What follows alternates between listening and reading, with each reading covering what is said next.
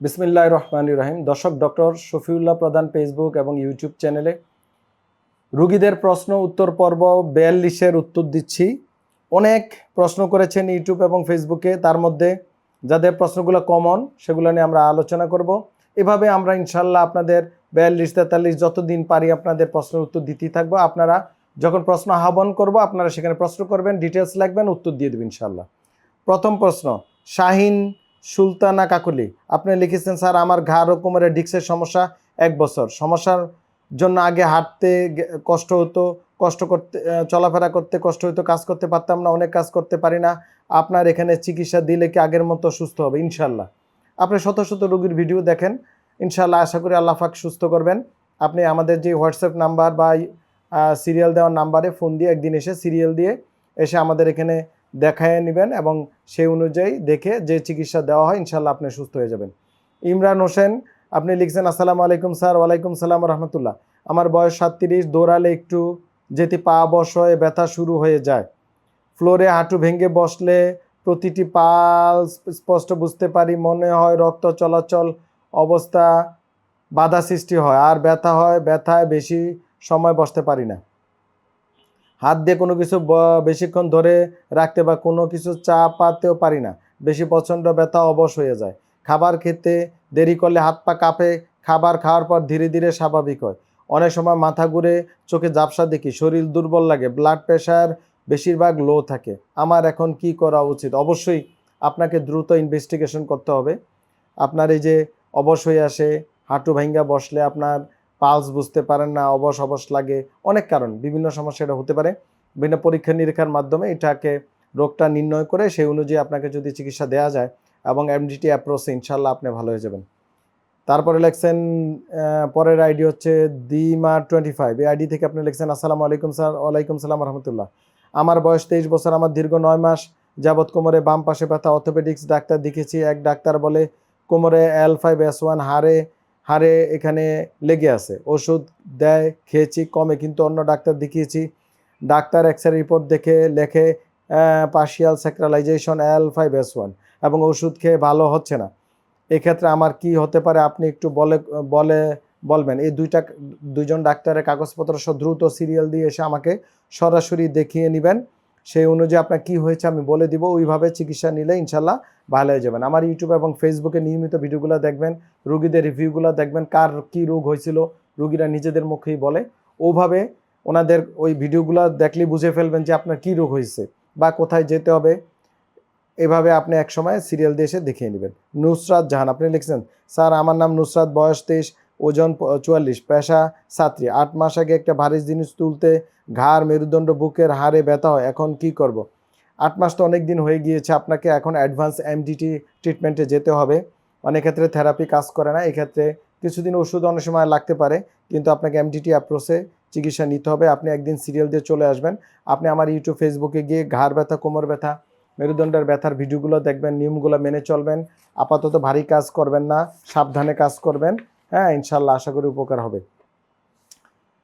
মোহাম্মদ মাসুম আহমেদ, আপনি লিখছেন, আসসালামু আলাইকুম স্যার, আমি মালয়েশিয়া থাকি। আমার PLID, আমার ব্যথা 3 বছর ধরে আছে। এখন প্রশ্ন হলো, আপনাদের এখানে আসলে কি পুরোপুরি ভালো হতে পারবো?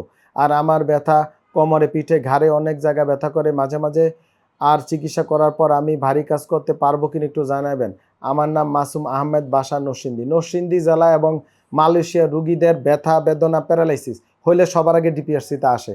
আপনি বহু ভিডিও দেখবেন, খোঁজ নেবেন এলাকায় যে ডিপিআরসি, একে প্রত্যন্ত গ্রামের PLID কোমর ব্যথার রুগীরা, প্যারালাইসিসের রুগীরা জানে ডিপিআরসির কথা।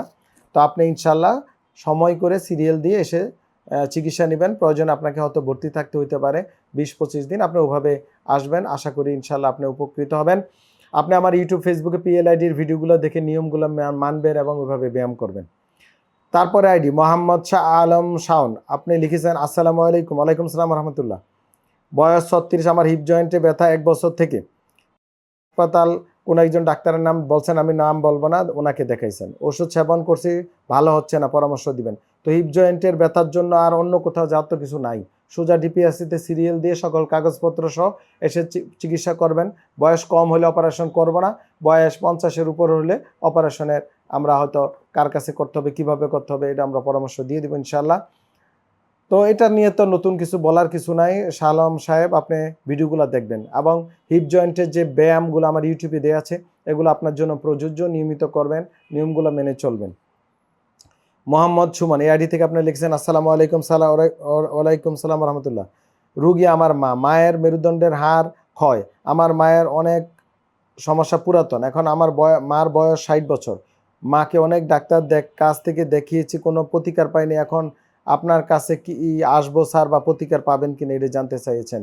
ইনশাল্লাহ আপনার মাকে একদিন সিরিয়াল দিয়ে সকল কাগজপত্র, আগের সকল এক্সরে এমআরআই যা আছে ফিল্ম সহ নিয়ে আসবেন, এসে আমাকে দেখাবেন, আশা করি প্রতিকার পাবেন। 60 কেন 70-80 বছরের রুগীরা এখানে চিকিৎসা নিয়ে প্রতিকার পাচ্ছে। ভিডিওগুলোতে দেখবেন, ইউটিউব, ফেসবুকে, অন্যান্য সোশ্যাল মিডিয়া দেখবেন, বিভিন্ন টেলিভিশন, পত্র পত্রিকা আমার বহু সাক্ষাৎকার আছে, ডিপিআরসির অন্যদেরও সাক্ষাৎকার আছে, সেগুলো দেখলে আপনারা বুঝবেন যে আমাদের এখানে চিকিৎসা ব্যবস্থা কেমন। আলহামদুলিল্লাহ। অনেকে ধারণা ডিপিআরসি চিকিৎসা খরচ অনেক বেশি, সম্পূর্ণ ভোগাস, বানোয়াট, ধারণা নির্ভর কোনো কিছু ইসলামে নাই এবং করা উচিত না। একজন জ্ঞানী মানুষের উচিত এসে কথা বলে খরচটা বুঝে যাওয়া। যদি কোনো কিছু ডাউট থাকে ম্যানেজমেন্ট আপনাকে বুঝিয়ে দিবে, না হলে আমার সাথে, আমি থাকলে আমার সাথে কথা বলবেন, কোন বিষয় কি আমরা বুঝিয়ে বলবো। আমাদের এখানে আমরা কোনো বেড ভাড়া, কেবিন ভাড়া কোনো রুগীর কাছ থেকে নেই না। এটা বড় লোক হোক, কোটিপতি হোক, গরিব হোক, রাস্তার লোক হোক, আমরা শুধু চিকিৎসা খরচ নেই। চিকিৎসা খরচের মধ্যে কি আমাদের এখানে রেখে আমরা যদি বিভিন্ন অ্যাডভান্স এমডিটি অ্যাপ্রোচে যাই, বিভিন্ন থেরাপি যাই, বিভিন্ন ব্যায়াম করাই, এগুলো নেই। ঔষধপত্র, ইঞ্জেকশন, এগুলার খরচ আমরা নেই। আমরা খাবারের খরচ এখানে নেই না। মূলত চিকিৎসা ব্যবস্থা, অপারেশন লাগলে অপারেশনের খরচ, বা কোনো কিছু কিনতে হলে, কোনো ইমপ্ল্যান্ট লাগলে, অর্থোসিস লাগে, সেগুলোর খরচ নেই। আমরা একমাত্র পৃথিবীতে চিকিৎসা কেন্দ্র বা হাসপাতাল যেখানে কোনো আমরা রুগীদের কেবিন ভাড়া বা বেড ভাড়া নিই না। আমরা যে এমডিটি অ্যাপ্রোচ করি, বিভিন্ন থেরাপি করি, বিভিন্ন ফিজিওথেরাপি করি, বিভিন্ন রিহ্যাব থেরাপি করি, বিভিন্ন ইলেকট্রোথেরাপি করি, বিভিন্ন পিআরপি থেরাপি হতে শুরু করে পৃথিবীর সকল থেরাপি ডিপিআরসিতে আছে আলহামদুলিল্লাহ। দেশ বিদেশে, অনেক দেশে, অনেক জায়গায় অনেক থেরাপি, অনেকে বুঝেও না, জানেও না, কোন রোগে কী থেরাপি সেটাও জানে না। একই রোগীর এক এক জায়গায় এক এক থেরাপি হয়, ভিন্ন, এক এক জায়গায় থেরাপি ভিন্ন। বাংলাদেশের সাথে অন্য দেশের থেরাপির কোনো মিল নাই, ডিপিআরসির সাথে অন্য দেশের থেরাপি, অন্য সেন্টারের থেরাপির কোনো মিল নাই। It depends upon speciality, doctor এবং প্রতিষ্ঠানের উপর নির্ভর করে। তো অনেক খরচ কম আলহামদুলিল্লাহ। আপনি না আসলে বুঝতে পারবেন না।